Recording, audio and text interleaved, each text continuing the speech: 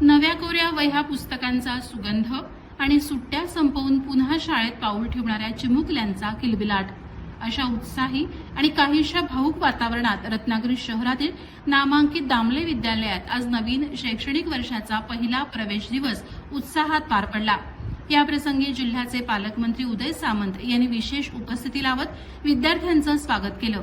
नवीन शैक्षणिक वर्षाच्या पहिल्याच दिवशी शाळेची घंटा वाजली आणि दामले विद्यालयाचा परिसर गजबजून गेला।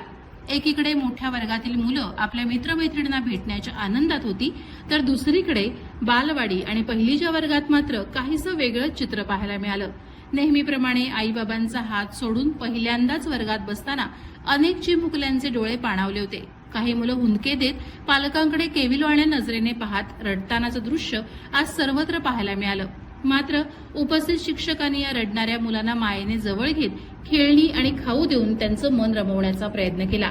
याच कौतुकास्पद वातावरणात पालकमंत्री उदय सामंत यांच्या हस्ते शासनाच्या वतीनं देण्यात येणाऱ्या मोफत पाठ्यपुस्तकांचे आणि गणवेशांचे विद्यार्थ्यांना वाटप करण्यात आले। हातात नवीन पुस्तकं आणि गणवेश पडताच रडणाऱ्या काही चिमुकल्यांच्या चेहऱ्यावरही हसू उमटलं।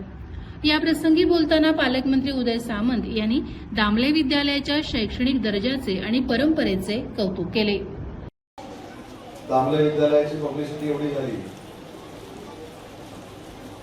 आणि दामले विद्यालय हे नगरपालिकेतलं सगळ्यात जास्त विद्यार्थी असणारं विद्यालय आहे, ते आता महाराष्ट्र देखील ओळखायला लागलेलं आहे। आणि शिक्षकांना तर मी धन्यवाद देतोच, पण त्याच्यापेक्षा 1000 पटीने धन्यवाद मी पालकांना देतो।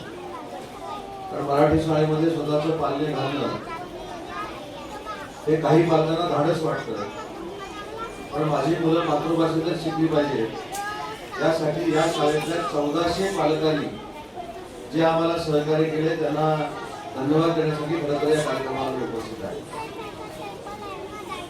शेवटी मानसिकता ही पालकांची लागते। तसं रामले मॅडमनी आता सांगितलं की त्या देखील मराठी माध्यमामध्ये शिकल्या, तसं आज सकाळी शिक्षणाधिकारी मॅडमबरोबर जो पहिला कार्यक्रम केला तो मी ज्या मराठी शाळेमध्ये शिकलो त्या मराठी शाळेतल्या विद्यार्थ्यांचं स्वागत केलं। पण आज मी आपल्या सगळ्यांच्या आशीर्वादाने राज्याचा उद्योगमंत्री म्हणून काम करतोय। अनेक वेळा मला परदेशात जाण्याची संधी मिळते, पण मी मराठी बोलतोय म्हणून माझा कुठे कमीपणा झालाय असं अजिबात नाही। मी सगळ्यात जास्त वेळा दावोसला जाणारा उद्योगमंत्री आहे, पण दावोसला गेल्यानंतर फक्त इंग्रजीतच बोललं पाहिजे असं जर काही कोणाचा न्यूनगंड होता असेल तर तुम्ही बदलून टाकला आणि मोठमोठ्या उद्योजकांबरोबर त्यांना पाहिजे तर दुभाषिक घेऊ दे, नाही तर नको घेऊ दे, हा त्यांचा प्रश्न आहे असं समजून माझ्या मातृभाषेतनं परदेशामध्ये बोलताना देखील मला कधी लाज वाटली। त्याच्यामुळे मराठी बोलल्यानंतर परदेशामध्ये जाता येत नाही, मराठी बोलल्यानंतर इंग्रजी बोलणाऱ्यांचं आक्रमण आपल्यावर होतं किंवा इंग्रजी भाषेचं आक्रमण आपल्यावर होतं।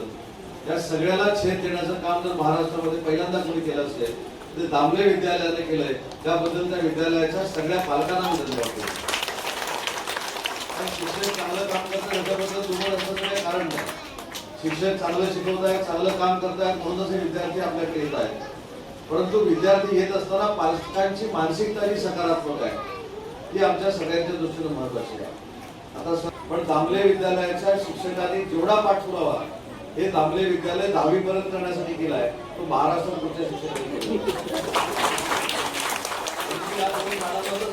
मला बाकीची पण काम आहे, दामले विद्यालयाच्या पलीकडची पण काम आहे।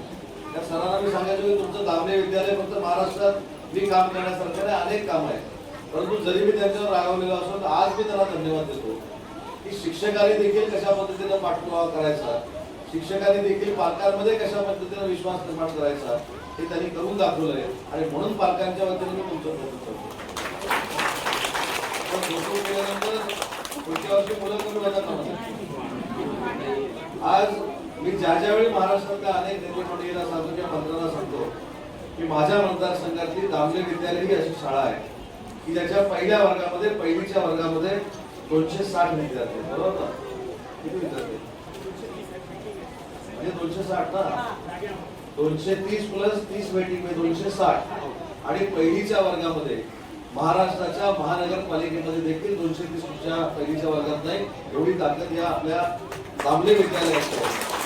पालकांच्या आशीर्वादानं, शिक्षकांच्या आशीर्वादानं या भारताचे सुज्ञ नागरिक बनावं आणि आई वडिलांच्या ज्या काय अपेक्षा आहेत त्या देखील लहान लहान मुलांनी पूर्ण कराव्यात एवढ्या सदिच्छा या ठिकाणी देतो. अतिशय चांगल्या कार्यक्रमाचं नियोजन कांबळे विद्यालयाच्या सर्व माझ्या सहकार्यांनी केलं, नगराध्यक्षांनी केलं, सीओनी केलं, सर्व नगरसेवक या कार्यक्रमाला उपस्थित राहिले त्याबद्दल त्यांचे देखील आभार मानतो. तुमचं देखील पुन्हा एकदा कौतुक करतो आणि माझं मनोगत संपवतो. जय हिंद, जय महाराष्ट्र.